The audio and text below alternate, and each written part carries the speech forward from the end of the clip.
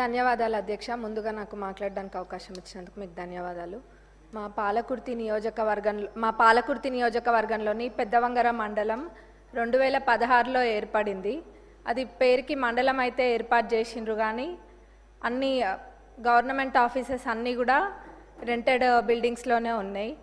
దీనికి ఒక దాతలు ముందుకొచ్చి స్థలం ఇవ్వడం కూడా జరిగింది. దాంట్లో ఎంఆర్ఓ ఆఫీస్ ఆల్రెడీ ప్రారంభించి 50% పనులు కూడా పూర్తయినాయి.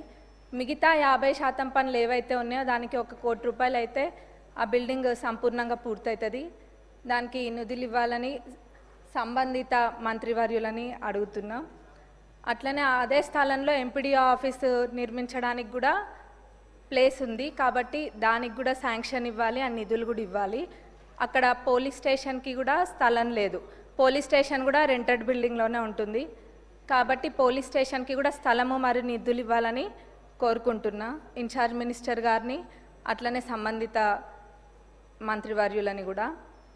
ఇంకా మా పాలకుర్తి నియోజకవర్గంలోని పాలకుర్తి మండల్లో బస్ స్టేషన్, ఆ బస్ స్టేషన్ అయితే ఎవరు పట్టించుకున్న నాదుడే లేడు ఇన్ని రోజులు. మొన్న ఒక పెద్ద యాక్సిడెంట్ జరిగింది, బస్సు లారీ 2 కూడా ఢీకొన్నాయి. అయితే అక్కడ ఒక పాలకుర్తి సెంటర్ అని ఉంటుంది, ఆ సెంటర్లోనే బస్ స్టాండ్ అనేది యూజ్ చేయకుండా ప్రయాణికులు అందరూ కూడా అక్కడనే బస్ ఎక్కుతారు. ఎప్పుడు కూడా ఆ బస్ స్టేషన్ అనేది యూజ్ చేయలేదు. మన ప్రజాప్రభుత్వం అధికారంలోకి వచ్చినాక అక్కడికి వెళ్ళి అదంతా క్లీన్ చేయించి ఇక్కడ లేదు బస్ స్టేషన్ ఇక్కడనే వాడాలి, రోడ్ పైన ఉంటే ప్రమాదాలు జరుగుతాయని చెప్పి అక్కడ దాన్ని ఏదో అట్లా నడిపిస్తున్నాము. కానీ అక్కడ డెవలప్మెంట్ అనేది చాలా అవసరం. అది అసలు కూడా పరిస్థితి బాగాలేదు, శిథిలావస్థలో ఉన్నట్టుగా ఉంది. కానీ ఇప్పుడు ఏదో టెంపరీగా అయితే క్లీన్ చేసి పెయింటింగ్ అవన్నీ కూడా వేసిండ్రు. ఆ బస్ స్టేషన్ డెవలప్మెంట్కి నిధులు ఇవ్వాలని ట్రాన్స్పోర్ట్ మినిస్టర్ గారిని, ఇన్ఛార్జ్ మినిస్టర్ గారిని కూడా అడుగుతున్నా. అట్లనే అన్నిటికన్నా ముఖ్యంగా మా పాలకుర్తి నియోజకవర్గ ప్రజల చిరకాలపు కోరిక దేవాదుల కింద ఉన్న ఫేజ్ 3 ప్యాకేజ్ 6లోని పాలకుర్తి మరియు చెన్నూరు రిజర్వాయర్లది. దాని ద్వారా మొత్తము 77,890 ఎకరాలకి సాగునీరు అందియొచ్చు.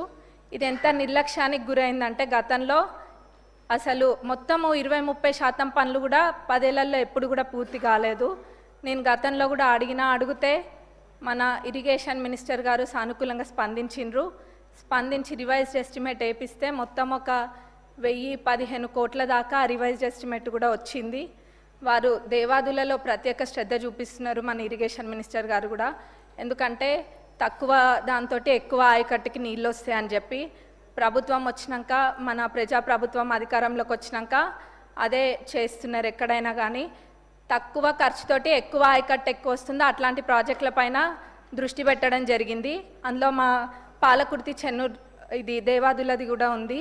కాబట్టి దీనికి నిధులు కేటాయించాలని మన ఉప ముఖ్యమంత్రి వర్యులని, ముఖ్యమంత్రి గారిని, ఇన్ఛార్జ్ మినిస్టర్ గారిని, ఇరిగేషన్ మినిస్టర్ గారిని కూడా కోరుకుంటున్నాం. ఎందుకంటే ఇది మా ప్రజలు ఎప్పటి నుంచో కోరుకుంటున్నారు, ఎప్పుడు కూడా అది పడవబడే ఉంది. కాబట్టి ఇది చేయడం వల్ల చాలా మటుకు రైతులకి మేలు చేకూరుతుంది మా ప్రాంతంలో. అందులో ఎక్కువ శాతం అంటే 45,000 ఎకరాలు, ఆ 77,000 ఏదైతే ఉందో అందులో 45,000 ఎకరాలు మా నియోజకవర్గానికి సంబంధించే ఉంది, 45,000 ఎకరాలు. అట్లనే తుంగతుర్తిలో 13,277 ఎకరాలు, స్టేషన్ గన్పూర్లో 9,378 ఎకర్స్కి, అట్లనే వర్ధన్నపేటలో 10,180 ఎకరాలకు కూడా దీని ద్వారా సాగునీరు అందుతుంది. ఇది చాలా ఇంపార్టెంట్ ప్రాజెక్ట్ కాబట్టి దీనికి నిధులు కేటాయించాలని కోరుకుంటున్నాను. ధన్యవాదాలు అధ్యక్ష.